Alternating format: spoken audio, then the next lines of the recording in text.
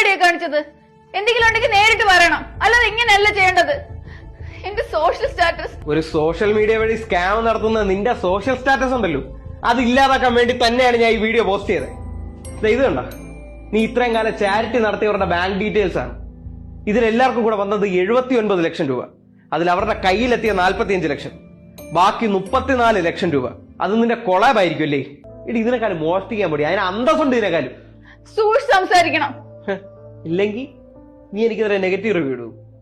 ഈ ഊരും പേരും അറിഞ്ഞിടത്ത പ്രോഡക്ട്സ് എടുത്ത് ഡെർമറ്റോളജി എന്നാണെന്ന് പറഞ്ഞ് മാർക്കറ്റ് ചെയ്യുക, രോഗികളുടെ ചികിത്സാ സഹായമാണെന്ന് പറഞ്ഞ് അവരുടെ ഫണ്ട് പിരിച്ച് അതിൽ കൈയിട്ട് വരിക.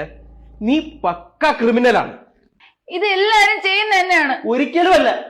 നിന്നെപ്പോലെ പണപ്പിശാചല്ലാതെ മാന്യമായിട്ട് ജീവിക്കുന്ന ഇൻഫ്ലുവൻസേഴ്സ് ഒരുപാടുണ്ട്, എത്തിക്സ് ഉള്ളവര്.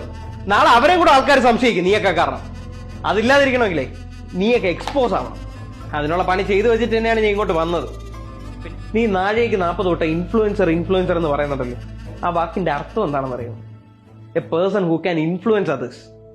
നിന്റെ വീഡിയോ കാണുന്ന എത്രയോ ആൾക്കാർ നീ പറയുന്നത് ക്രെഡിബിൾ ആണെന്ന് വിശ്വസിക്കുന്നുണ്ടോ? ആ വിശ്വാസമല്ലേ നീ ഇല്ലാതാക്കിയത്.